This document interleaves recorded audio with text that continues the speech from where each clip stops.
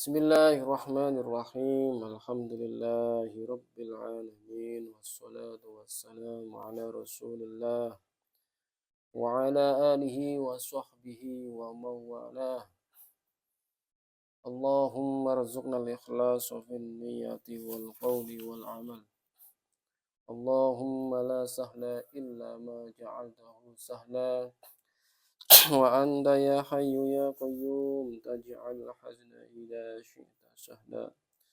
Rabbi shrah li sadri wa yassir li amri wahlul 'uqdatam min lisani yafqahu qawli amin ya rabbal alamin. Meneruskan kitab Sulamut Taufik ya dari mukadimah yang kemarin. Qala al-mu'allif rahimahullah. Alhamdulillahi rabbil alamin wa asyhadu an la ilaha illallah wahdahu la syarika lah wa asyhadu anna Muhammadan abduhu wa rasuluh sallallahu alaihi wasallam wa ala alihi wa sahbihi wat tabi'in. Sholla mugi paring rahmat ta'zim sapa Allah Gusti Allah. Sallallahu sapa Allah Gusti Allah alaihi ing atase Kanjeng Nabi Muhammad sallallahu alaihi wasallam. Ya. Wasallama abdu wa rasuluh sallallahu alaihi wasallam wa ala alihi wa sahbihi wat tabi'in ya. Sallallahu mugi paring rahmat ta'zim sapa Allahu Gusti Allah alaihi ing atase Kanjeng Nabi Muhammad sallallahu alaihi wasallam. Wasallama lan mugi paring keselamatan sapa Allah wa ala alihi lan ing atase keluargane Kanjeng Nabi. Wa sahbihi lan sahabate Kanjeng Nabi wat tabi'in lan pira-pira wong kang manut maring para sahabat. Nah, kita mulai menjelaskan sholawat ya. Sallallahu alaihi wasallam. Kata sholawat, kalimat sholawat ini adalah kalimat yang mempunyai pengagungan terhadap Kanjeng Nabi Muhammad sallallahu alaihi wasallam. Ya, jadi kita mendoakan Nabi mugi paring rahmat ta'zim. Ya, rahmat yang agung Allah sapa Allah ing atase Kanjeng Nabi. Jadi kita berdoa, ya Allah, berilah rahmat ta'zim ya, keagungan derajat yang tinggi ya kepada Kanjeng Nabi Muhammad sallallahu alaihi wasallam. Nah, kalau Kanjeng Nabi Muhammad sallallahu alaihi wasallam itu sudah agung, maka doa itu akan kembali kepada kita ya, kembali kepada kita. Jadi semakin kita bersolawat, itu sejatinya kita mendoakan diri kita sendiri. Ya, yang lebih masuk akal lagi adalah wasallim atau wasallama, yaitu mugi paring keselamatan sapa Allah. Padahal Kanjeng Nabi Muhammad itu orang yang pasti selamatnya. Ya. Karena beliau adalah nabi, ya sudah pasti selamat. Nah, kok didoakan selamat? Justru dengan didoakan selamat, karena apa? Semoga apa yang dikhawatirkan oleh Nabi, yaitu apa? Yang dikhawatirkan oleh Nabi, yaitu umatnya keluar dari agama Islam. Nah, disinilah letak manfaat atau letak barokahnya sholawat, yaitu ketika kita mendoakan keselamatan kepada Nabi, berarti kita mendoakan kepada diri kita sendiri. Ya, mendoakan selamat apa yang dikhawatirkan oleh Nabi, yaitu apa? Umatnya keluar dari agama Islam.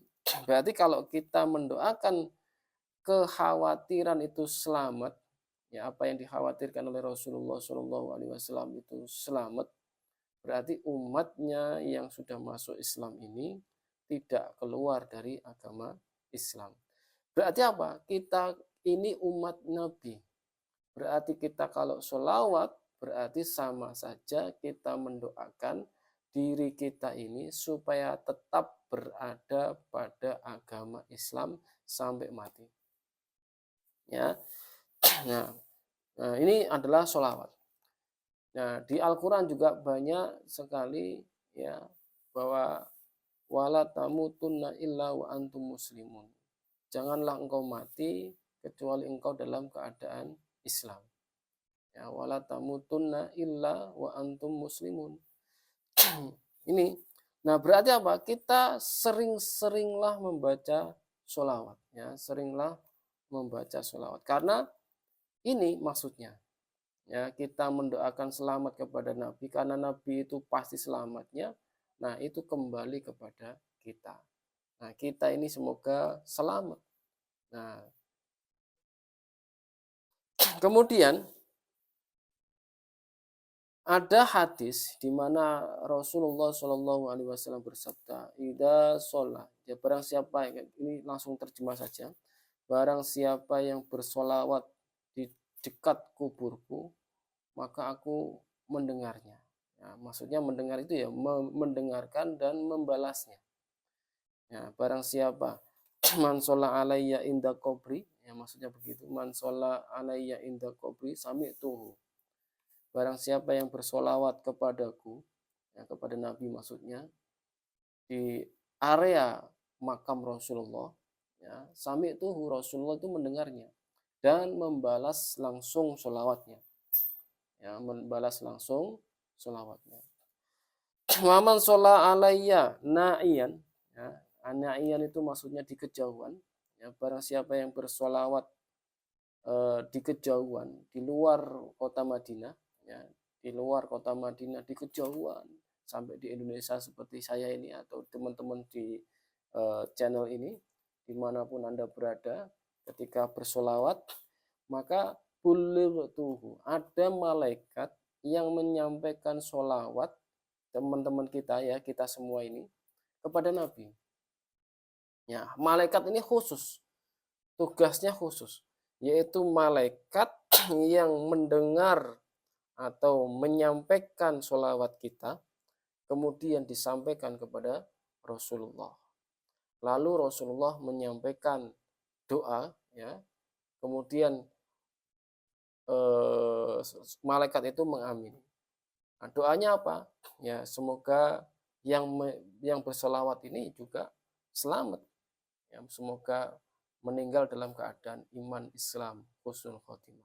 Itu maksudnya. Ya, man sholla alayya inda qabri sami'tuhu wa man sholla alayya na'iyan kullightuhu. Nah, itu. Ya, barang siapa yang bersolawat di dekat kubur Rasulullah, maka Rasulullah langsung mendengarnya dan langsung menjawabnya. Dan barang siapa bersolawat di kejauhan, ya, termasuk di Indonesia, ya, tuh ada malaikat yang menyampaikan langsung kepada Rasulullah. Malaikat ini khusus, tugasnya khusus, yaitu ya menyampaikan solawat kita semua ini. Menyampaikan solawat kita semua ini. Ya. Kemudian Rasulullah membalasnya. Dan malaikat itu mengamininya. Nah, doa Rasulullah pasti terkabul. Kemudian doa malaikat pasti terkabul. Masya Allah. Maka oleh karena itu kita sering-seringlah membaca sholawat. Ya, seperti itu. Kemudian kita lanjut wa ala alihi. Nah, ini dan sholawat salam kita tujukan kepada keluarganya. lan ing atase keluargane Kanjeng Nabi. Siapa keluarganya? Ya, istrinya, anaknya, cucunya, dan lain sebagainya. Nah, di sini ada keluarga Nabi itu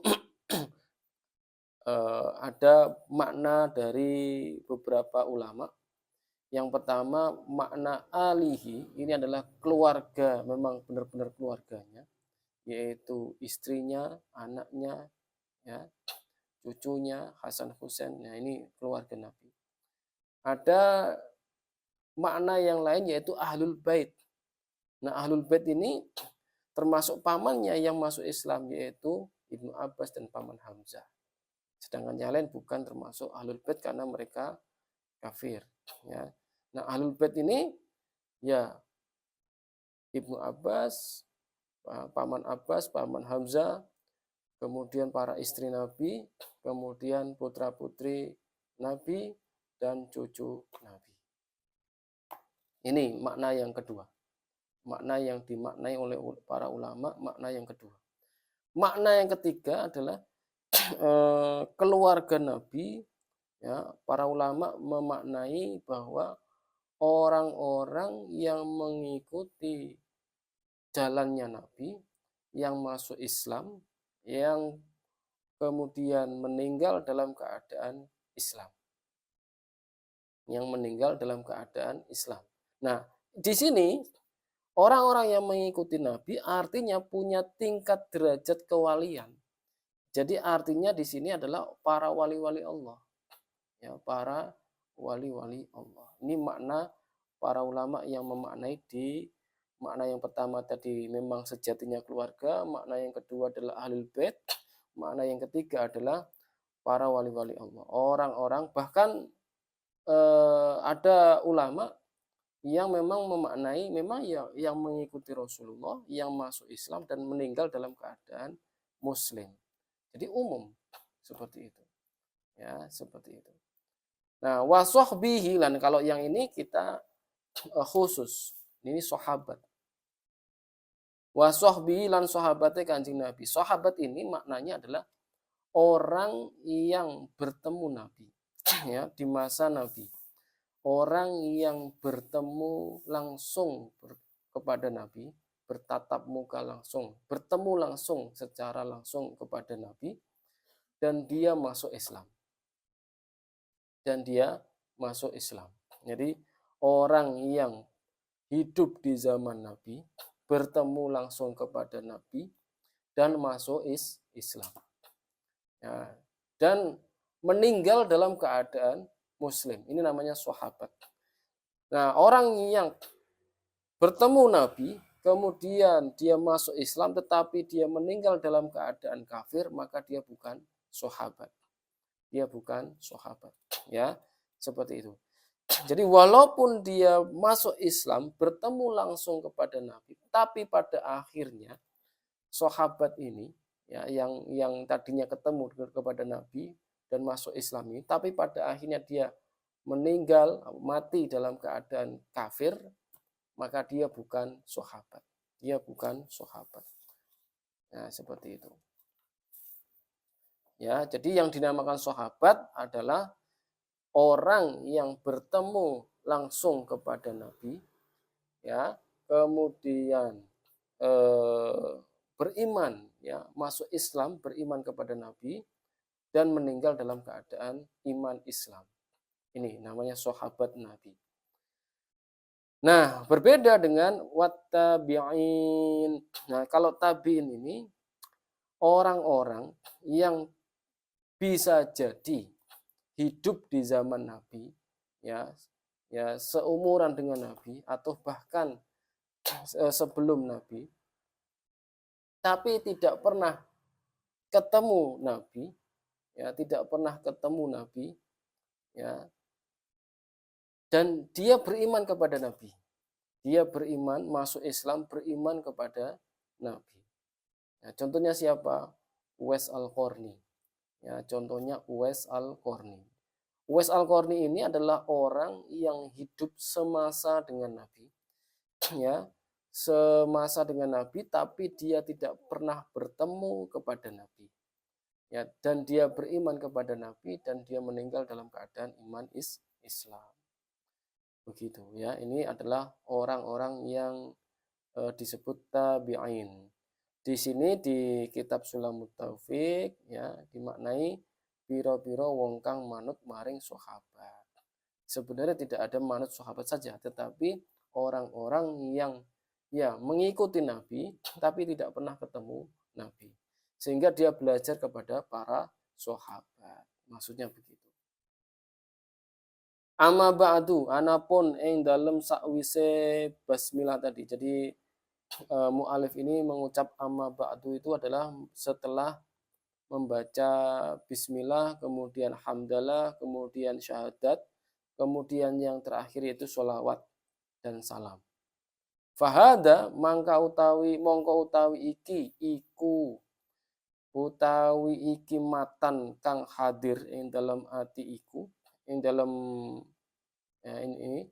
Jadi fahada mongko utawi iku matan ya maksudnya kalimat ini juz'un bagian latifun kang cilik tur bagus. Namanya latif itu ada juz'un, nah bagian-bagian yang lembut, kemudian kecil tetapi bagus. Nah, seperti itu. Yassaro kang gampangake. Yassarohu kang gampangake hu ing juz ya bagian-bagian tadi sapa Allahu Gusti Allah taala kalim maha luhur sapa Allah fima ing dalem nerangake perkara silae ma ya tadi ya ma yajibu ta'allumuhu wa na'limuhu ya jadi ini tadi sudah kita baca ulang lagi supaya lebih ini lagi. Amma ba'du fahada juz'un latifun yassarahu Allah Ta'ala fima yajibu ta'allumuhu wa ta'limuhu wal amalu bihi lil khassi wal ammi wal wajibu ma wa'adallahu fa'ilahu bisawabi wa tawa'ada tarikahu bil iqabi wa samaituhu sulamut taufiq ila mahabbatillah ala tahqiq ya. Jadi ini amma ba'du anapun ing dalam sakwise basmalah hamdalah syahadat lan sholawat salam fahada mengko utawi iku matan kang hadir ini ing dalam iki iku juz'un bagian. Nah, itu bagian latifun kang cilik ya, kang lembut tur bagus. Yasaro kang gampangake hu ing juz sapa Allah Gusti Allah taala halim luhur sapa Allah fima ing dalem nerake perkara silaima yajibu kang wajib apa ta'allumuhu ya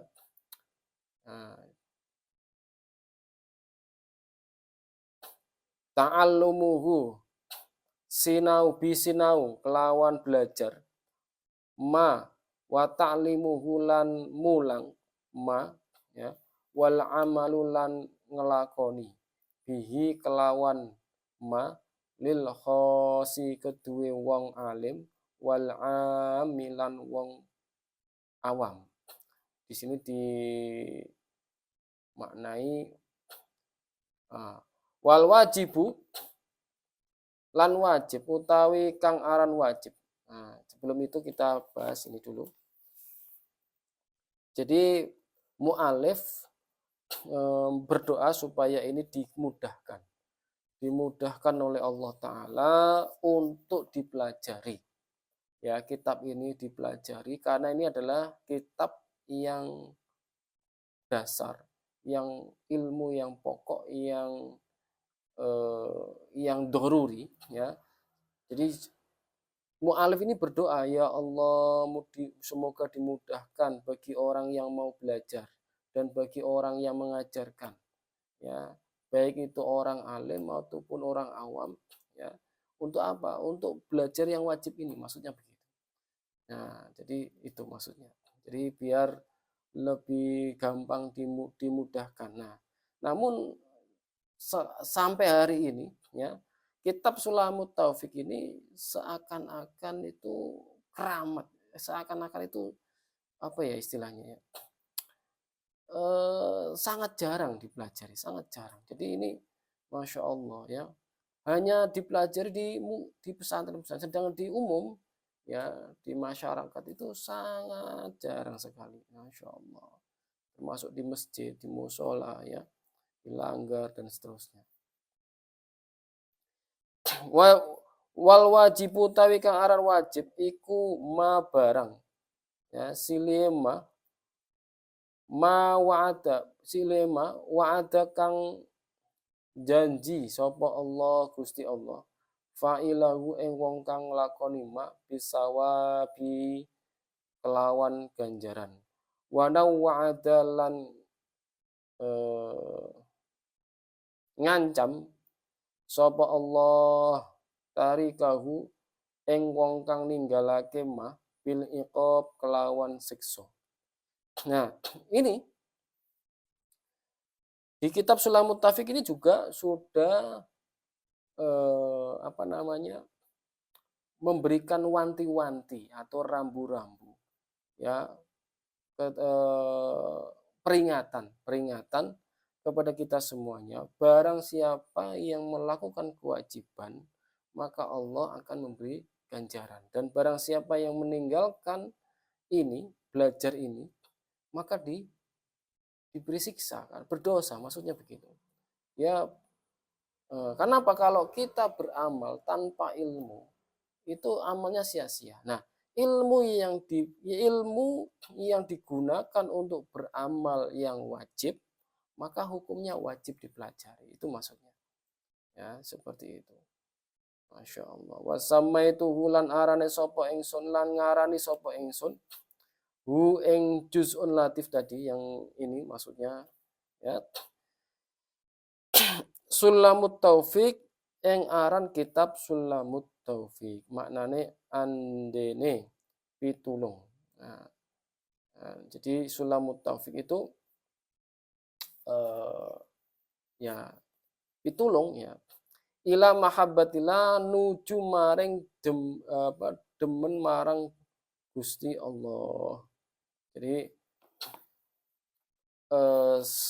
kitab ini dinamakan Sulamut Taufik. Jadi mu'alif ini memberikan nama Sulamut Taufik dengan tujuan supaya menjadi penolong untuk mencintai Allah Ta'ala dengan sempurna. Ya, seperti itu. Alat tahqiq ing atase dalan kang bener. Ya, as'alullahul karim ayyaj'ala dzalika minhu walahu wa fihi wa ilaihi wa mujiban lil qurbi wa zulfa ladaihi wa aywafiqa wa man waqafa alaihi lil amali bi muqtado. Alat tahqiq ing atase dalan kang bener as'alu nyuwun kula Allahu ing Gusti Allah sifati Allah al-karim kang loman, kang ya loman, yang mulia, yang dermawan dan lain sebagainya. Ayya ja'ala ing ngarep-arep yen to dadekake sapa Allah dalika ing mengkono-mengkono kitab ini juz'un latif tadi minhu metu saking Allah boten saking bagian nafsu. Jadi dari Allah Ta'ala walahu lan ikhlas krana Allah wa fihi lan krana Allah Ta'ala ya, demen krana Allah wa ilaihi lan bali marang Allah wa mujiban lan merwake lil qurbi maring baguse nganggon bali wa zulfalan parek ladai ing dalem ngares lan ladai ing dalem tempat yang sudah disediakan oleh Allah Ta'ala ya, Jadi tempat yang diridhoi, dalam tempat yang telah diridhoi oleh Allah Ta'ala, yaitu apa? Surga. Maksudnya begitu. Ladai yang dalam surga, maksudnya begitu. Wa ayyu wafiqa lan arab-arab yento benerake sopo man wong silai, nah silai man waqafa kang ningali sapa man alaihi ing atase juzun latif lil amali maring amalake bi muqtadahu kelawan perkara-perkara kang disu su suprih juzun latif ini. Jadi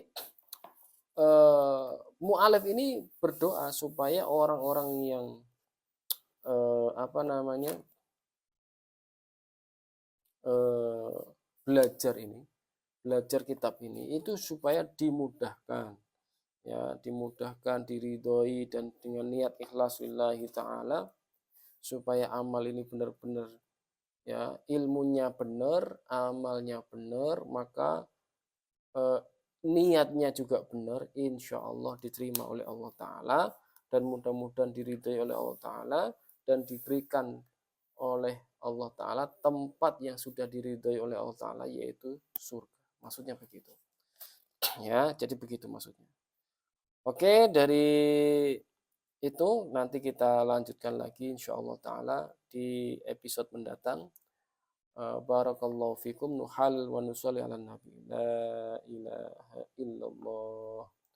Allahumma salli ala sayyidina Muhammad wa ala alihi wa sahbihi wasallim. Barakallahu fikum. Wassalamualaikum warahmatullahi wabarakatuh.